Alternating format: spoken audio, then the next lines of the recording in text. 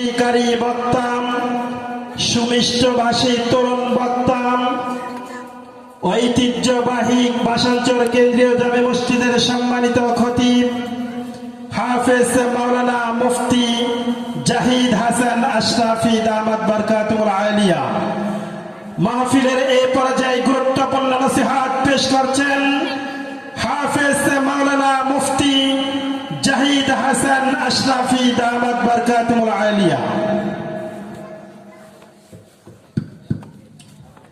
السلام عليكم ورحمة الله وبركاته.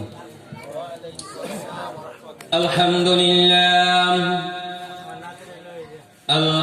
لله نحمده ونستعينه ونستغفره ونستهديه ونؤمن به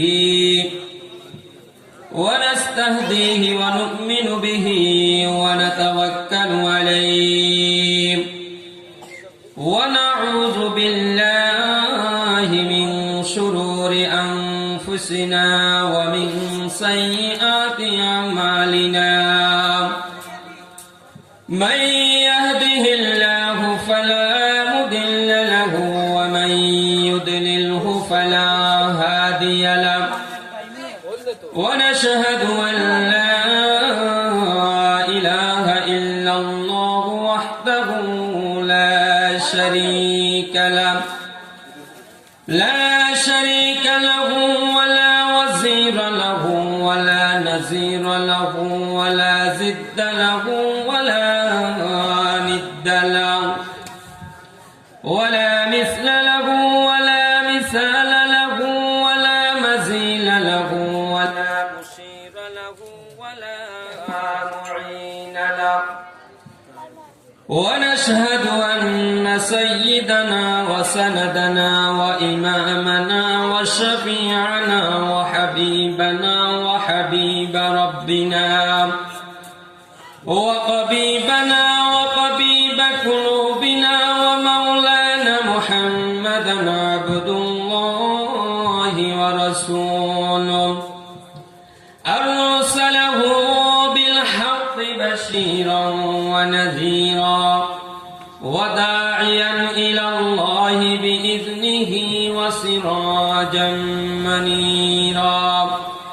أما بعد فقد قال الله تعالى في كلامه المجيد وفرقانه الحميد. فأعوذ بالله من الشيطان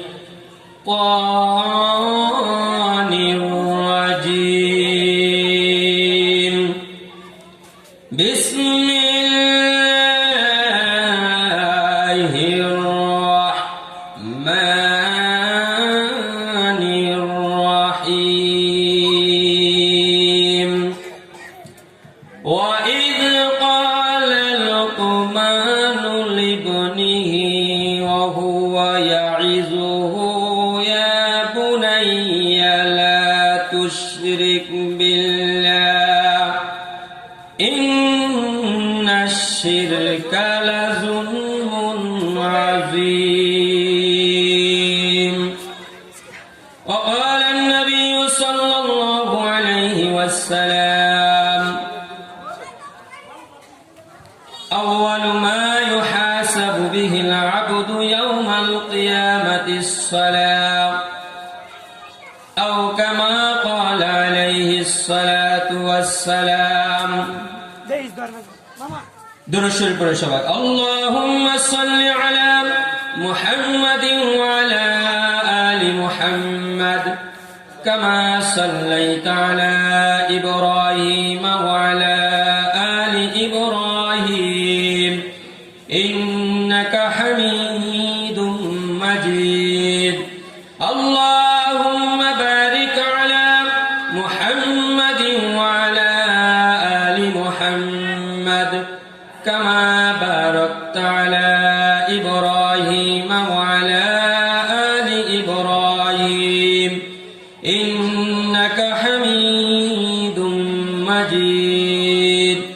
بلغ العلا بكماله كشف الدجى بجماله حسنت جميع خصاله صلوا عليه وآله لا إله إلا الله لا إله إلا الله لا إله إلا الله لا إله إلا الله لا إله إلا الله لا إله إلا الله لا إله إلا الله لا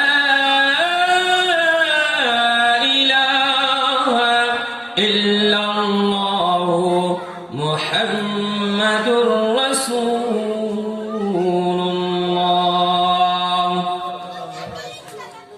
الحمد لله رب العالمين والعاقبة للمتقين والصلاة والسلام على سيد المرسلين.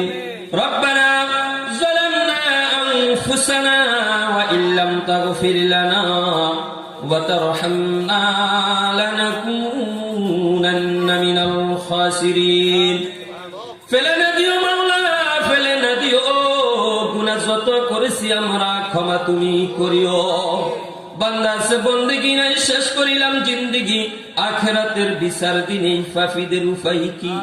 না জানিয়া করেছি গুনাহ, বুঝিলে করিতাম না, আমাদেরকে দুজকের আগুনে জ্বালায়ও না। রহমান রহিম নামে আল্লাহ তোমায় নিয়েছি গো মানিয়া, কেমন করে আমাদেরকে জাহান্নামে ফেলিবা? জাহান্নামে বান্দা তুমি জ্বালাইয়া কেমনে থাকবা তুমি মাওলা তাকাইয়া? এর মাবুদ মাওলা আল্লাহ রাব্বুল আলামিন, আল্লাহ পবিত্র রজব মাস চলতেছে, আল্লাহ রাব্বুল আলামিন বাসানচর জামে মসজিদের উদ্যোগে আল্লাহ তৃতীয় ওয়াজ ও দোয়া বার্ষিকী মাহফিলের আল্লাহ এই অধিবেশনে আল্লাহ রাব্বুল আলামিন তোমার আলিশান দরবারে হাত উত্তোলন করেছি গো আল্লাহ রাব্বুল আলামিন, দয়া করে মেহেরবানি করে আমাদের জীবনের গুনাহগুলো মাফ করে দাও আল্লাহ। আজকে এই ওয়াজ মাহফিলে আল্লাহ যারা আসবে শুনবে আল্লাহ, আলোচনা করবে আল্লাহ, শুননেওয়ালা পড়নেওয়ালা আল্লাহ রাব্বুল আলামিন সকলকে তুমি মাফ করে দাও আল্লাহ রাব্বুল আলামিন। মাহফিলের জন্য যারা আয়োজন করেছে আল্লাহ, অর্থ দিয়েছে আল্লাহ, শ্রম দিয়েছে, বুদ্ধি দিয়েছে আল্লাহ, সার্বিক যারা সহযোগিতা করেছে আল্লাহ, সকলকে তুমি মাফ করে দাও আল্লাহ রাব্বুল আলামিন। আল্লাহ বাসানচর যাবে মসজিদের উদ্যোগের এই মাহফিলকে আল্লাহ তুমি কবুল করে নাও আল্লাহ। এই মাহফিলকে আল্লাহ এলাকার জন্য আল্লাহ, সারা মুসলমানদের জন্য, সারা পৃথিবীর মানুষের জন্য আল্লাহ তুমি হেদায়েতের জন্য আল্লাহ উসিলা বানায় দাও আল্লাহ রাব্বুল আলামিন। যারা টাকা পয়সা দিয়ে আল্লাহ, অর্থ দিয়ে আল্লাহ, শ্রম দিয়ে আল্লাহ রাব্বুল আলামিন সহযোগিতা করেছে আল্লাহ, সকলের জিন্দেগির গুনাহগুলো মাফ করে দাও আল্লাহ। তাদের আপনজন যারা কবরে চলে গেছে আল্লাহ, প্রত্যেকের কবর আযাবগুলি মাফ করে দাও আল্লাহ। এই মাহফিল কুশিলা করে মালিক বাসানচর থেকে যারা কবরে চলে গেছে আল্লাহ, আমি আজকে দীর্ঘ 5 বছর আল্লাহ এই মসজিদের খাদেম হিসেবে আছি আল্লাহ, আমি গুনাহগার আল্লাহ। আমার পিছে আল্লাহ কত মুসল্লিরা নামাজ পড়েছে আল্লাহ, কত মুহাব্বত ছিল আল্লাহ রাব্বুল আলামিন। আজকে দুনিয়া ছেড়ে আল্লাহ অন্ধকার কবরে চলে গেছে আল্লাহ রাব্বুল আলামিন, তুমি প্রত্যেকের কবর আযাবগুলি মাফ করে দাও আল্লাহ, প্রত্যেকের কবর আযাবগুলি মাফ করে দাও আল্লাহ রাব্বুল আলামিন। কিয়ামত পর্যন্ত কবর আযাব মাফ করে দাও আল্লাহ। মাইকের আওয়াজ যত দূর যায়, যত কবরস্থান আছে আল্লাহ, প্রত্যেকটা কবর আযাব তুমি মাফ করে দাও আল্লাহ। কবরগুলোকে জান্নাতের বাগান বানায় দাও আল্লাহ। বিদেশে যারা আছে আল্লাহ, সকলকে তুমি মাফ করে দাও আল্লাহ। সকলের জানমালের ভিতরে তুমি বরকত দান করে দাও আল্লাহ। হাজী গগন সাহেব সহ আল্লাহ, শহীদ ভাই সহ আল্লাহ, সালাউদ্দিন ভাই সহ আল্লাহ, আরো যারা আল্লাহ শ্রম দিয়েছে আল্লাহ, কষ্ট করেছে, পরিশ্রম করেছে, পালন ভাই সহ আল্লাহ, সকলকে আল্লাহ তুমি কবুল করে নাও আল্লাহ রাব্বুল আলামিন। কিয়ামত পর্যন্ত আল্লাহ মাহফিলকে আল্লাহ তুমি জারি রাখো আল্লাহ রাব্বুল আলামিন। জানি না কার কখন মৌতের ডাক এসে যায় রে মালিক, আমাদেরকে ঈমান বিনামূল্যে কবরে যাওয়ার তৌফিক দিও আল্লাহ। অনেক মা বোনেরা দোয়া আছে আল্লাহ, তাদের মনের নেক মাকসাদ পুরা করে দাও আল্লাহ, তাদের সকল হাজত জরুরত পুরা করে দাও। এলাকার উপরে রহমত বরকত দান করে দাও আল্লাহ, রহমতের সাকিনা নাজিল করে দাও আল্লাহ রাব্বুল আলামিন। আল্লাহ আমাদের দোয়া মুনাজাত কবুল করে নাও আল্লাহ, মাহফিলকে কবুল করে নাও। রব্বানা তাকাব্বাল মিন্না ইন্নাকা আনতাস সামিউল আলিম ওয়া তুব আলাইনা ইয়া মাওলানা ইন্নাকা আনতাত তাওয়াবুর রহিম। সুবহান রাব্বিকা রাব্বিল ইজ্জাতি আম্মা ইয়াসিফুন ওয়া সালামুন আলাল মুরসালিন আলহামদুলিল্লাহি রাব্বিল আলামিন। আলহামদুলিল্লাহ, আল্লাহ পাকের দরবারে লাখো কোটি শুকর সুজুদ যে মহান রব্বুল আলামিন আমাদেরকে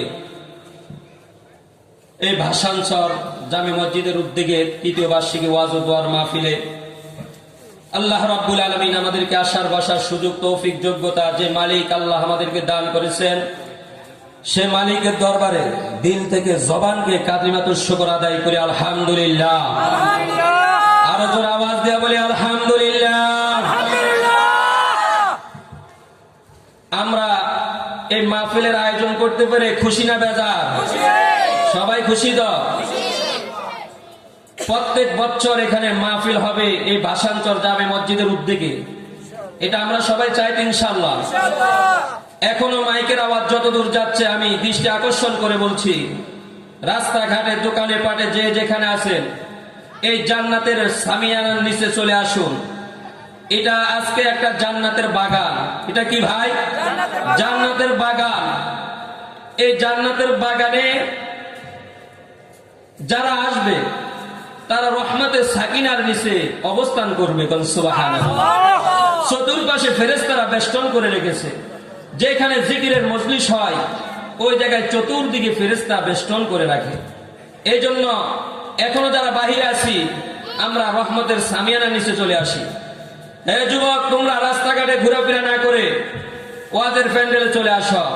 মা বোনদেরকে বলছি, আপনার ছেলে, আপনার স্বামী, আপনার বাবা যারাই বাড়িতে আছে তাদেরকে ওয়াজের প্যান্ডেলে পাঠিয়ে দিন। আর আপনারা কাজ সেরে আমাদের ওয়াজের পাশে মতিউর রহমান সাহেবের বাড়ির সামনে মা বোনদের ওয়াজ শোনার ব্যবস্থা আছে, এখানে ব্যবস্থা করা হয়েছে, আপনারা এখানে চলে আসবেন। আল্লাহ রাব্বুল আলামিন, এই যে আমরা এখানে বসে আছি, এখানে আমার একটা বিড়ি হইতেছে, কিন্তু আল্লাহর ফেরেশতাদের ক্যামেরার ভিতর আমরা বন্দী হইতেছি।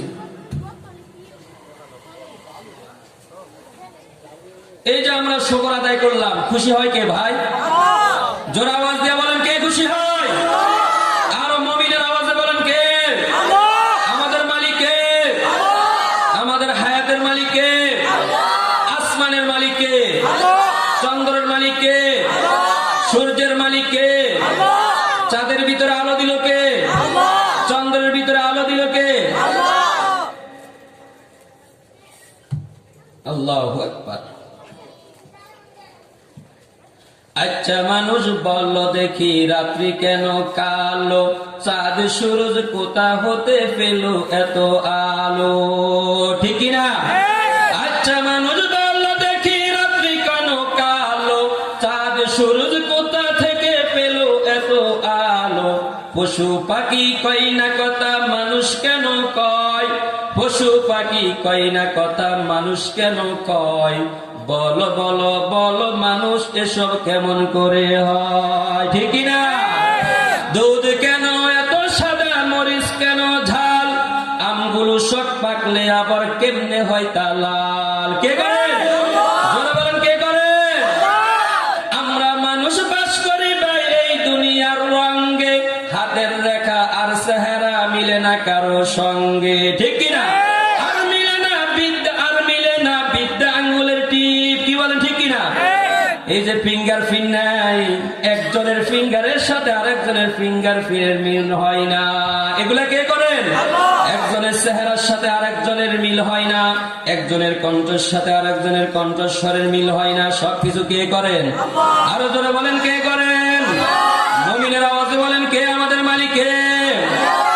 নারে তাকবীর, নারে তাকবীর, কবুল করুক, সকল বলে আমিন। আজকে আমরা বলি যে ছেলে, বাবা বলে হুজুর ছেলে কথা শুনে না, মা বলে সন্তান কথা শুনে না, সরকার বলে জনগণ কথা শুনে না, শুনে না, শুনে না, প্রশাসন বলে জনগণ কথা শুনে না, আইন মানে না, মানে না, শিক্ষক বলে ছাত্র কথা শুনে না, শুনে না, কি বলেন ঠিক কিনা? আমরাও তো মালিককে মানি না। আমরা যদি ওই মালিককে মানতাম তো এই দুনিয়ার মানুষ কেন, জঙ্গলের পশু পাখিও আমাদেরকে মানত। আমরা মালিক চিনি না, মালিককে ভুলে গেছি, মালিকের কথা আমরা মানি না। এই জন্য আমার বিবি আমাকে মানে না, আমার ছেলে আমাকে মানে না। আমরা যদি মালিক চিনতাম, মালিককে মানতাম, তো এই দুনিয়ার সব মানুষও আমাকে মানত। শুধু তাই নাই, জঙ্গলের হায়াওয়ান জানোয়ার পশু পাখিও আমাকে মানত। শেখ সাদি রহমতুল্লাহ আলাইহি হঠাৎ জঙ্গল দিয়ে হাঁটতেছে, দেখে সিংহের উপরে, বাঘের উপরে এক আল্লাহর ওলি সওয়ার হয়ে আসতেছে। কোন সুবহানাল্লাহ। শেখ সাদি মনে মনে ভাবে যদি আমাকে আক্রমণ করে, আল্লাহর ওলি বলে হে শেখ সাদি তোমার ভয় নাই, ভয় নাই, আমি এই সিংহের উপরে যতক্ষণ পর্যন্ত আছি ততক্ষণ পর্যন্ত এই সিংহ তোমাকে আক্রমণ করবে না। কি করে হয়েছে? মালিককে মালিকের মতো মানছে। কি বলেন ঠিক কিনা? মালিক যদি মালিককে মালিকের মতো মানা যায় তো দুনিয়ার সব মানুষ আমাকে মানবে। আমি আগে আমার মালিককে মানতে হবে, ঠিক কিনা? এই জন্য কাকে মানতে হবে? মালিককে মানতে হবে, আল্লাহকে মানতে হবে। আগামীকাল এখানে এই জলসা হবে না, এই রহমতের বাগান আগামীকাল থাকবে না, আজকে 12টার পরও মনে হয় থাকবে না। কি বলেন? এই জন্য বন্ধু, জীবনে কত সময় কাটাইলা রাস্তাঘাটে, কত সময় মোবাইল টিপার পিছনে কাটাইলা, ফেসবুক খেললা, কত সময় লুডো খেললা, মোবাইল এখন গেমস খেলো, লুডো খেলো, কত আইটেমের খেলা খেলতেছো, কত সময় নষ্ট করতেছো। আমার মাইকের আওয়াজ যত দিক দেয়, যুবক ভাইদেরকে বলবো, যুবক ভাইরা, মুরব্বী বাবারা, এক সেকেন্ড সময়ের জন্য হাসরের ময়দানে পরকালে কিন্তু আফসোস করতে হবে। হে যুবক ভাই, তুমি এখনো চলে আসো, সময় আছে, প্যান্ডেলের নিচে চলে আসো, প্যান্ডেলের নিচে চলে আসো যুবক। আল্লাহ যদি কবুল করে নাই তো এই মাহফিলকে যদি আল্লাহ কবুল করে, হতে পারে আল্লাহ রাব্বুল আলামিন বলবে বান্দা যা, বাসাঞ্চর যাবে, মসজিদের উদ্যোগে যে মাহফিলের আয়োজন করেছিল ওই জায়গায় একটু বসছিলি বান্দা, তোকে আমি ওটা কবুল করে আজকে তোর নাজাতের জন্য ফয়সালা করে দিলাম। এই জন্য এখনো চলে আসি। আজকে তো আমরা নিজেকে নসিহত করি না, শুধু পরের নসিহত করি। আল্লাহ তাআলার কাছে একটা ওই নসিহত সবচেয়ে আল্লাহর পছন্দ, যে নিজেকে নিজে নসিহত করে। কাকে নসিহত করে? নিজেকে নিজে নসিহত করে। আল্লাহ তাআলা ওই বান্দাকে বেশি পছন্দ করে। এক নাম্বার নসিহত আগে নিজেকে করতে হবে। কাকে করতে হবে? আমাদের এক বুজুর্গ, তার কাছে এক লোক তার সন্তান নিয়ে আসছে। আসার পরে বলে, হুজুর আমার সন্তান গুড় বেশি খায়। কি বেশি খায়? গুড়, মিঠা, মিঠা বেশি খায়। হুজুর বললেন ঠিক আছে, আগামীকালকে নিয়ে আসো। আগামীকালকে নিয়ে আসলো অনেক দূর থেকে। হুজুর পরের দিন আল্লাহর ওলি বলতেছে, বাবা তুমি গুড় খাওয়া ছেড়ে দাও, মিঠা খাওয়া ছেড়ে দাও। সন্তানের বাবা বলতেছে, হুজুর আপনি গতকালকে তো এই কথা বলতে পারতেন, এই নসিহত করতে পারতেন যে বাবা তুমি গুড় খেও না, গুড় খাওয়া ছেড়ে দাও, কমায় দাও। আল্লাহর ওলি বলে, ভাই গো, গতকাল পর্যন্ত আমি নিজে গুড় খাওয়ার অভ্যাস বেশি ছিল, গুড় খাওয়ার অভ্যাস আমার নিজের বেশি। তো আমি যদি আপনার ছেলেকে বলি কম খাওয়ার জন্য, তো আপনার ছেলে তো এই কথা আসর করবে না, সে এই কথা ভিতরে ঢুকাইবে না, সে আমল করবে না। এই জন্য আমি গতকাল থেকে গুড় খাওয়া একদম ছেড়ে দিয়েছি। আজকে আপনার ছেলেকে বললাম বাবা গুড় খাওয়া ছেড়ে দাও, আজকে আপনার ছেলের এই কথা আমলে হবে। সুবহানাল্লাহ।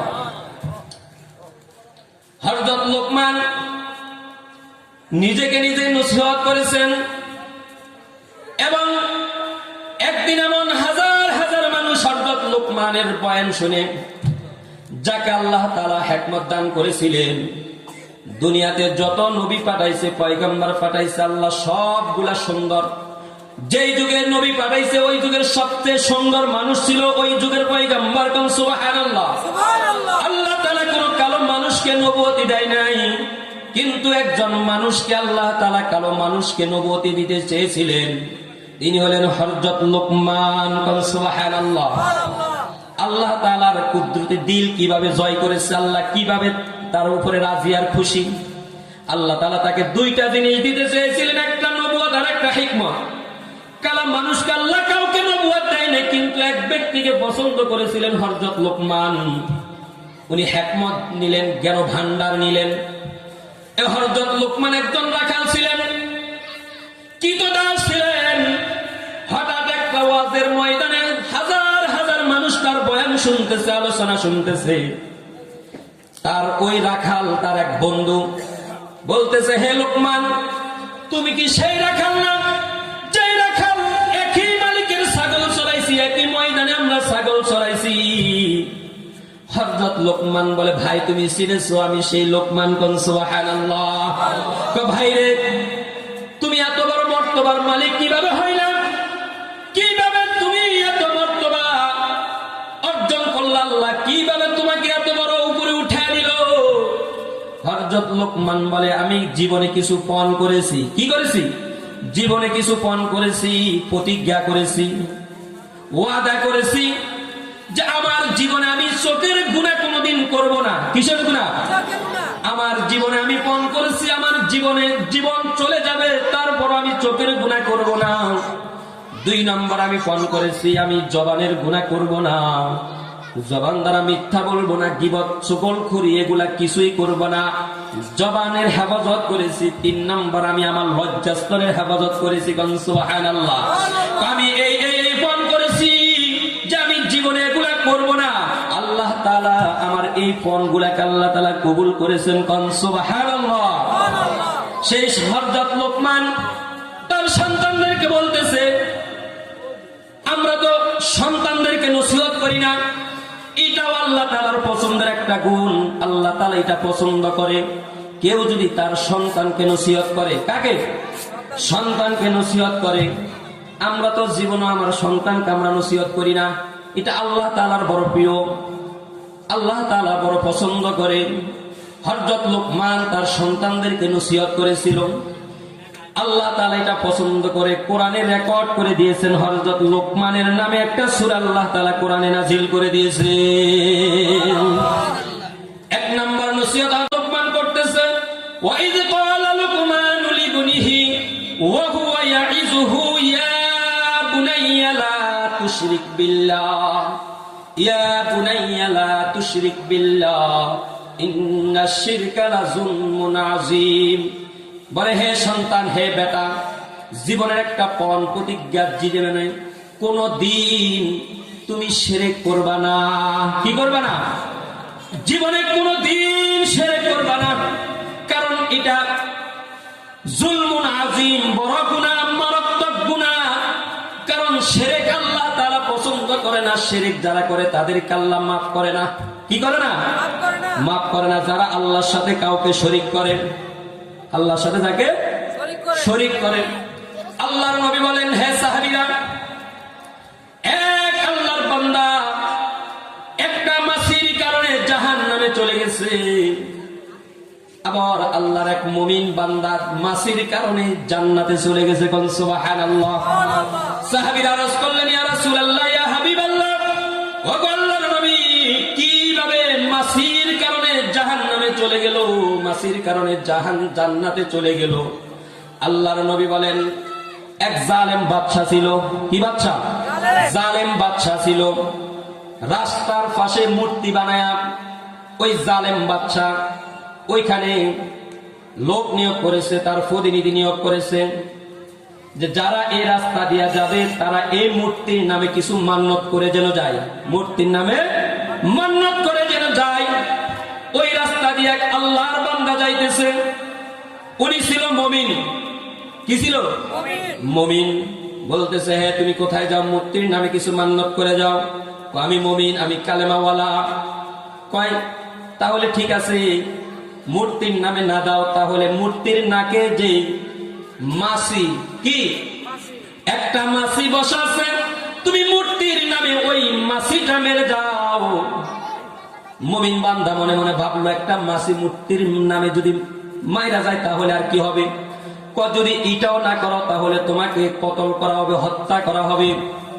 আল্লাহর বান্দা মুমিন চিন্তা করলেন, একটা মাছি যদি মূর্তির নামে মারি, এটা আর কত বড় গুনাহ হবে।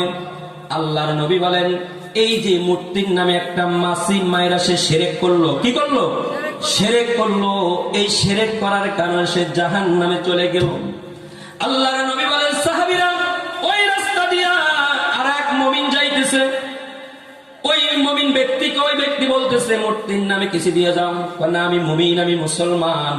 কথা হলে একটা মাছি মেরে যাও। না আমি মাছি মারার মতো শিরকও আমি করব না। সুবহানাল্লাহ। কি বলতেছে? মাছি মারা, এই ছোট মাছি মারা, এই শিরকটাও আমি মুমিন করতে পারবো না। কথা হলে আমাদের বাদশার অর্ডার, তোমাকে হত্যা করা হবে, তোমার মাতাকে দেহ থেকে আলাদা করে ফেলবো। আল্লাহর বান্দা মুমিন বলতেছে, আমি জীবন দিতে পারি, তার উপরও আমি শিরক করতে পারবো না। ঠিক ওই আল্লাহর বান্দাকে হত্যা করা হলো, শাহাদাত বরণ হয়ে গেল। আল্লাহর রাসূল বলেন, সে চাকুর নিচে তার গর্দান দিয়ে সে জান্নাতের রাস্তায় চলে গেল। সুবহানাল্লাহ। এই জন্য হযরত লোকমান তার সন্তানদেরকে বলে, হে সন্তান, ইয়া বুনাইয়া লা তুশরিক বিল্লাহ, শিরক করবা না, শিরক করবা না। জীবন চলে গেল, জীবনে কোনোদিন শিরক করবা না, আল্লাহর সাথে কাউকে শরীক করবা না। এটা মারাত্মক গুনাহ, লা যুলমুন আযীম। এটা মারাত্মক বড় ধরনের গুনাহ। কারণ কি? বলতে পারেন, হুজুর সব গুনাহ আল্লাহ মাফ করবে, শিরক কেন মাফ করবে না? এইদিকে তাকান। আপনার কলের বরাবর যদি কলসি না থাকে, যত জাতা দেন, কলের থেকে যত পানি পড়ে আর যত চাপেন, কলসি ভরবো? ওয়াজের যদি আমি হলাম নালী, নল, এই বরাবর যদি না থাকেন তো ভিতরে যাবে না। এই জন্য এইদিকে আকর্ষণ থাকতে হবে, এইদিকে। তো কি কথা বলেছিলাম যে আল্লাহ কেন মাফ করবে না? মনে করেন আমার বিবি একদিন তরকারি রান্নলো, লবণ দিল না। বললাম, বিবি লবণ তো দিলা না। বিবি বলল, স্বামী ভুল হয়ে গেছে। কি বলেন, এটা ক্ষমাযোগ্য না? ভুল হইতে পারে, এই ভুল ক্ষমাযোগ্য। আর একদিন লবণ বেশি দিছে, বিবি কি করলা, যে ভুলে তো 2 বার পড়ে গেছে, এটাও ক্ষমাযোগ্য। কি বলেন, ক্ষমা করবেন না আপনি? আমি করব না। আর একদিন মরিচ বেশি দিছে, বললাম, বিবি ঝাল তো বেশি দিলা, ভুল হয়ে গেছে, এটাও মাফ করবো আমরা। কি বলেন, আমরা সবাই মাফ করবো না? যে ভুল হয়ে গেছে, বেশি পড়ে গেছে। আর একদিন যদি আপনি আয়সা দেখেন, আমি আয়সা দেখি আমার বিবি অন্য স্বামী লইয়া আমার বিছানায় শুয়ে আছে। এবার যদি বিবাহ কি বলে, বিবি কি করলা? যদি বলে, স্বামী ভুল হয়ে গেছে, ভুলা হয়েছে, কি বলেন, এই ভুল কি আপনি ক্ষমা করবেন? আমি তো করবো না, আপনারা করবেন? এই ভুল ক্ষমা করে না, কারণ তুমি আমার সাথে আরেকজনকে শরীক করেছ, আমার সাথে আরেকজনকে শরীক করেছ, আমার বিছানায় তাকে তুমি নিয়ে আসছো, এটা ক্ষমাযোগ্য হতে পারে না। আল্লাহ রাব্বুল আলামিন বলেন, বান্দা তোমার সব অপরাধ আমি ক্ষমা করতে পারি, কিন্তু আমি আল্লাহর সাথে কাউকে শরীক করবা, এটা আমি আল্লাহ কশিন কালো বরদাস্ত করি না। আমি আল্লাহ ক্ষমা করতে পারি না, পারি না, পারি না। এই জন্য হযরত লোকমান বলে, 1 নাম্বার শিরক করা যাবে না। কি করা যাবে না? আমরা অহরহ শিরক করে ফেলি, খয়রাত করতে যাই শিরক করে ফেলি, মান্নত করতে যাই আমরা শিরক করে ফেলি। মাজারে কিছু মান্নত করা শিরক, মাজারে কিছু মান্নত করা কি শিরক। মাজারে টাকা পয়সা দান করা, কবরের উপর, এটা শিরক। কারণ কবরওয়ালা কিছু দিতেও পারে না, নিতেও পারে না। উনি একবার সুবহানাল্লাহ বলে একটা নেকি করারও তার সুযোগ নাই। কি বলেন, যে জিন্দা আছে সে অনেক কিছু করতে পারে, কিন্তু যে কবরে শুয়ে আছে, শাহজালাল ইয়ামিনী রাহমাতুল্লাহ আলাইহির কবর যদি হয়, সেও কিছু দেওয়ার মতো নাই, ক্ষমতা নাই। এই জন্য অনেকে খয়রাত করতে যায় শিরক করে। খয়রাত করতে যায় কি করে? ভাইরা শিরক করে, দান করতে যায় শিরক করে, মান্নত করতে যায় শিরক করে। এই সমস্ত শিরক থেকে বিরত থাকতে হবে ইনশাআল্লাহ, ইনশাআল্লাহ। হ্যাঁ, তবে কবরে কিছু দেওয়া যায় কি?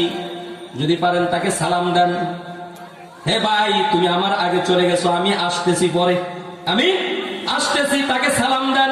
যদি আর একটু সময় পান তাহলে মনে মনে নিয়ত করেন, আমি এই কবরবাসীর জন্য সূরা ফাতিহা একবার, সূরা ইখলাস 3 বার, আমি তার ইসালে সবের জন্য তার কবরে ফুসায়া দিলাম। এটা জায়েজ, এটা করা যাবে, এটা ফাটানো যায়।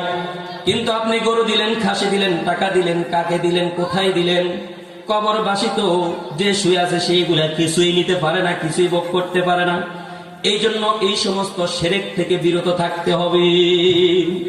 হযরত লোকমান এই যখন ওয়াজ করতেছে, সন্তানদেরকে নসিহত করতেছে, আল্লাহ খুশি হয়ে গেছে, কোন সুবহানাল্লাহ।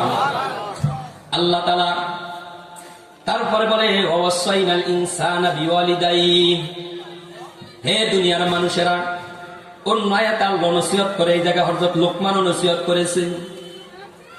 ওয়াসাইনাল ইনসানা বিওয়ালিদাইহি ইহসানা, আল্লাহ তাআলা হযরত লোকমান তার সন্তানদেরকে নসিহত করে শিরক করো না।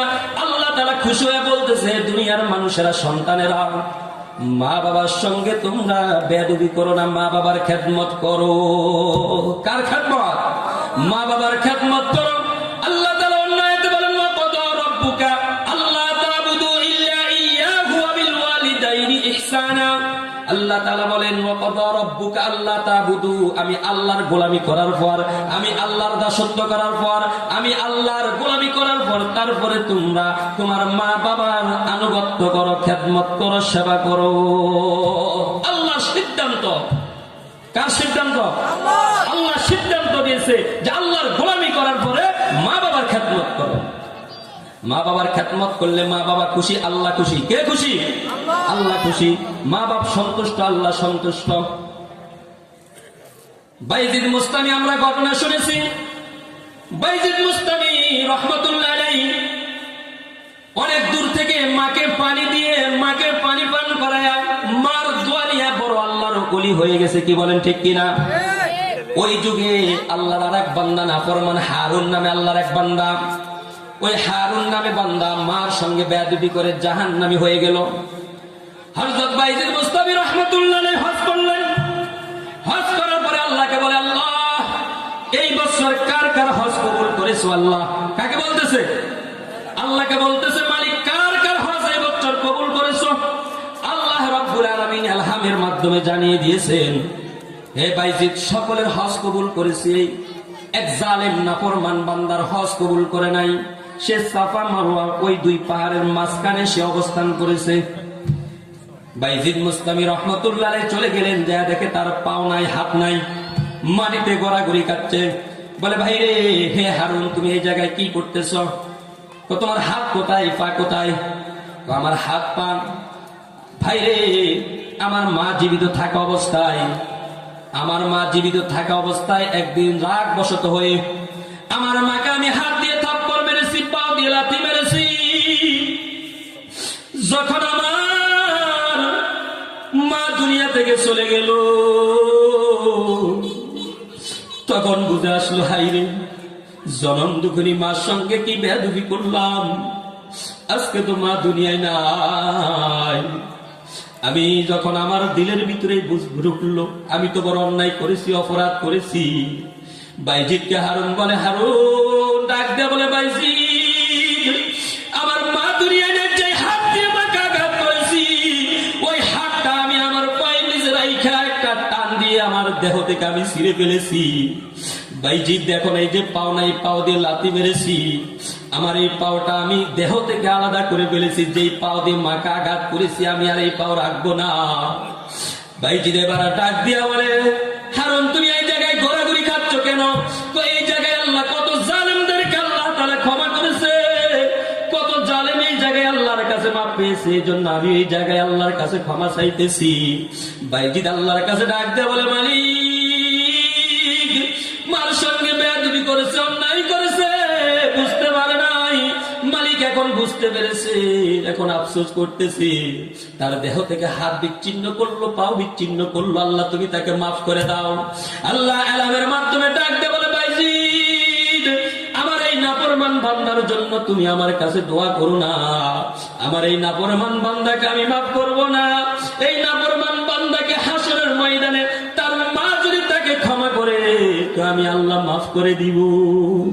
এই জন্য আল্লাহ বলেন, ওয়াকাদা রাব্বুকা আল্লা তা'বুদু ইল্লা ইয়াহু ওয়া বিল ওয়ালিদাইনি ইহসানা। আল্লাহ সিদ্ধান্ত অর্ডার করে দিয়েছেন, আমি আল্লাহর গোলামি করার পরে মা বাবার খেদমত করো। মা বাবার খেদমত করো। শুধু শব্দ, এই শব্দটা যেন এমন কোন আচরণ করো না যেন এই শব্দটাও মা বাবা না করে। ওয়াইসুল কুরনি রহমতুল্লাহ আলাইহি নবীর সাহাবী হতে পারলেন না মায়ের খেদমতের কারণে। কার খেদমত? মায়ের খেদমত করে হযরত ওমরকে বলে তার দোয়া নাও। কাকে? হযরত ওমরকে বলে, হে ওমর, তুমি ওয়াইসুল কুরনির দোয়া নিও। আসলে আমাদের দেশে ওয়াস কুরনি নামে প্রসিদ্ধ হয়ে গেছে। আমাদের এলাকাও দেখবেন মাঝে মাঝে মানুষের নাম আসলটা বললে কেউ চিনে না, যেটা প্রচলন হয়ে গেছে ওটা বললে চিনে। ঠিক আমাদের বাংলাদেশ ওয়াইসুল কুরনি রহমতুল্লাহ আলাইহির নাম প্রচার হয়ে গেছে, মানে অহরহ যে ওয়াস কুরনি নামে আমরা চিনি সবাই। কি বলেন?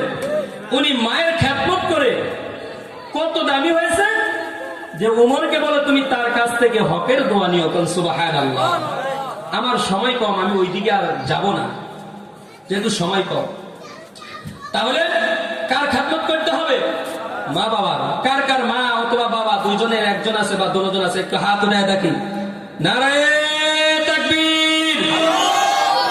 আজ থেকে আমরা জীবনে পণ করব, প্রতিজ্ঞা করব, জীবনে পশ্চিম কালো মা অথবা বাবার সাথে বেয়াদবি করব না, মা বাবার সঙ্গে রাগ ধমক দিয়ে কথা বলবো না ইনশাআল্লাহ। কি বলেন? ইনশাআল্লাহ। তাদের দোয়া নিব, তাদের খেদমত করব। আল্লাহ রাব্বুল আলামিন হযরত লুকমান তার সন্তানদেরকে এবার নসিহত করতেছে, ইয়া বুনাইয়া আকিমিস সালাতা ওয়া'মুর বিল মা'রুফি ওয়ানহা আনিল মুনকার। ইয়া বুনাইয়া আকিমিস সালাহ। সন্তানদেরকে বসে নসিহত করতেছে। এগুলো আল্লাহর পছন্দ। কার পছন্দ? আল্লাহ। কার পছন্দ? আল্লাহ। নিজেকে নসিহত করা এবং সন্তানদেরকে নসিহত করা, পরিবারের সদস্যদেরকে নসিহত করা, এলাকাবাসীদেরকে নসিহত করা। আল্লাহ রাব্বুল আলামিন হযরত লুকমান বলতেছে, ইয়া বুনাইয়া আকিমিস সালাতা ওয়া'মুর বিল মা'রুফি ওয়ানহা আনিল মুনকার। হে সন্তান, হে বেটা, জীবনের আরেকটা পণ হবে, প্রতিজ্ঞা হবে, জীবনে কখনো নামাজ ছেড়ে দিবা না, নামাজ কাজা করবা না। কি কাজা করবা না? নামাজ। আমরা কি সন্তানদেরকে নসিহত করতে হবে না? এটা কার পছন্দ? আল্লাহর পছন্দ। নিজের সন্তানকে নিজে নসিহত করা আমরা তো করি না ভাই, শরম লাগে, লজ্জা পায়। এই নসিহত তো করি না, গুনার তালিম দিতেছি। কিসের তালিম দিতেছি? গুনার তালিম দিতেছি। মোবাইল কিনে দিয়েছি, গুনার তালিম হইতেছে। ঘরে টিভি কিনে দিয়েছি, বাপ ছেলে বসে বসে নাটক দেখতেছে, সিনেমা দেখতেছে, তালিম হইতেছে গুনাহ। ছেলে ধনী লোকের মেয়ে ভাগায় নিয়ে গেল নাটকের ভিতরে, সিনেমার ভিতরে, বাবা ব্যাককলের মতো হাসলো, ছেলেকে বললো, বুঝাইলো, তুই একটা বড় লোকের নিয়ে আস। কি বলেন? এই নসিহত চলে না? গুনার রেওয়াজ চালু আছে না? গুনার তালিম চলতেছে, কিন্তু নেকের তালিম তো চলতেছে না।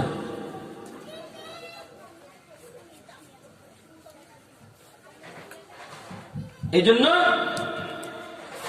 সন্তানদেরকে নসিহত করা, ইয়া বুনাইয়া আকিমিস সালাহ। নামাজ, কখনো নামাজ ছেড়ে দিবা না, নামাজ ছেড়ে দিবা না।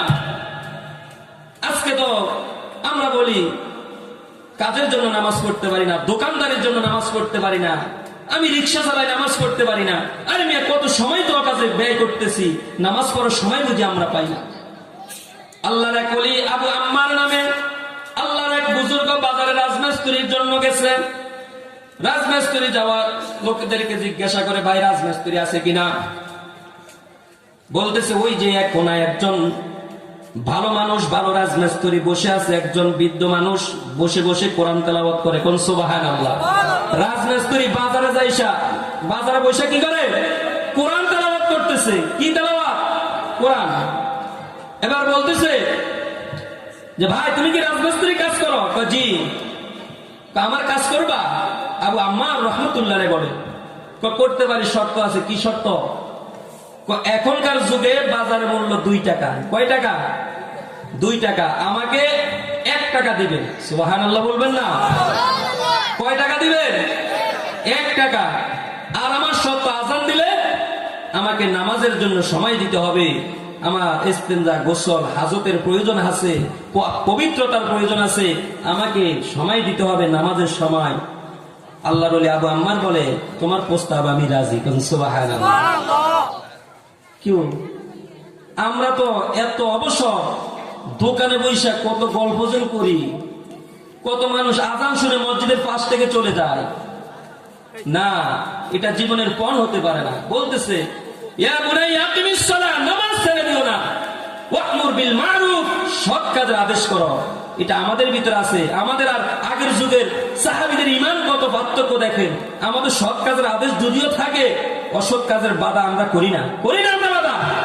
অসৎ কাজ হলে আমরা বাধা কেউ দিই না। নাহি আনিল মুনকার, এই অসৎ কাজ থেকে বাধা প্রদান করা, এটা আমরা করি না। আমরা সৎ কাজের আদেশ করতেছি, অসৎ কাজের নিষেধ এটাও করতে হবে। আল্লাহর নির্দেশ। কার নির্দেশ? আল্লাহ। সময় শেষ। আমি তো আপনাদের এলাকার হুজুর, আপনাদের মসজিদে 5 বছর আছি। জুমায় আলোচনা করি, আলহামদুলিল্লাহ যতটুকু পারি। আমার এলেম কালাম নয়, গুনাহগার মানুষ। এখানে বড় বড় মুফাসসিরিন কেরাম আছে, যেমন আপনাদের আমার আগে যে ইমাম ছিল আপনাদের স্বনামধন্য বড় আলেম, উনি আমার চেয়ে অনেক শিক্ষিত মানুষ, হযরত মাওলানা মুফতি এবং অ্যাডভোকেটও ঢাকা জজ কোর্টে আছে। উনি আসছে মেহমান হিসাবে, যেহেতু আপনাদের সাবেক ইমাম, এই জন্য ওনাকে একটু সময় দিতে হয়। আমার সময়টা আমি ছেড়ে দিই। আল্লাহ আমাদের সকলকে আমল করার তৌফিক দান করুক। আমিন। ওয়া আখিরু দাওয়ানা আনিল হামদুলিল্লাহি রাব্বিল আলামিন। আসসালামু আলাইকুম ওয়া রাহমাতুল্লাহ।